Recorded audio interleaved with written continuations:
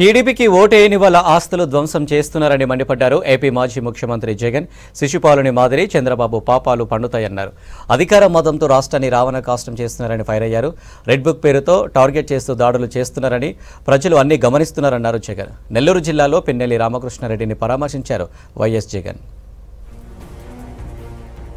పిన్నెల్లి రామకృష్ణారెడ్డి మీద తన మీద ఏకంగా 307 అంటే అటెంప్ట్ టు మర్డర్ లాంటి కేసులు పెట్టి ఏ రకంగా అన్యాయంగా తనను జైల్లో నిర్బంధించడం జరుగుతూ ఉందో కూడా చూస్తూ ఉన్నాం.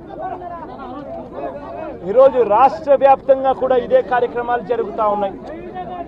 ఇంతటి దారుణంగా ఈరోజు రాష్ట్రంలో పరిపాలన సాగిస్తూ ఉన్నారు. నేను అడుగుతా ఉన్నా, ఇదే గత 5 సంవత్సరాల కాలంలో వైఎస్ఆర్సీపీ పరిపాలనలో ఉండగా, వైఎస్ఆర్సీపీ ప్రభుత్వంలో ఉండగా అప్పుడు జగన్ ఏం చేశాడు?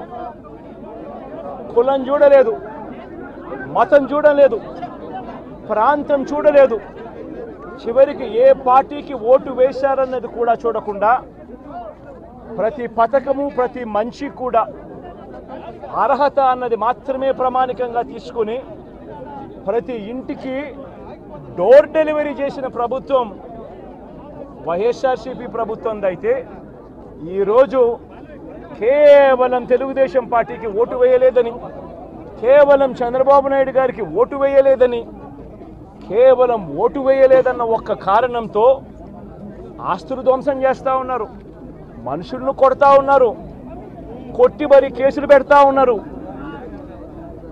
ఇంతటి అన్యాయంగా రాష్ట్రాన్ని రావణ కాష్టం చేస్తూ ఉన్నారు. రాజశేఖర రెడ్డి గారి విగ్రహాలను విరగొడతా ఉన్నారు, పగలగొడతా ఉన్నారు.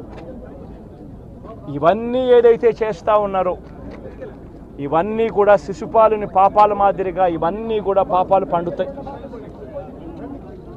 ప్రజాస్వామ్యంలో ఏదైనా కూడా ప్రజలకు మంచి చేసి ప్రజల గుండెల్లో స్థానం సంపాదించుకుని ప్రజల దగ్గరికి వెళ్ళి ఫలాని మంచి చేశాం కాబట్టి మాకు ఓటు వేయండి అని అడిగే పరిస్థితులు ఉండాలి తప్పనిచ్చి ఈ మాదిరిగా దౌర్జన్యాలు చేసి, ఈ మాదిరిగా అన్యాయమైన కేసులు బిగించి, ఈ మాదిరిగా ఆస్తులు ధ్వంసం చేసి, ఈ మాదిరిగా ఫియర్ సైకోసిస్ క్రియేట్ చేస్తూ రాజకీయాలు చేస్తే మాత్రం అది ఏ రోజు కూడా నిలబడే రాజకీయం కాదు.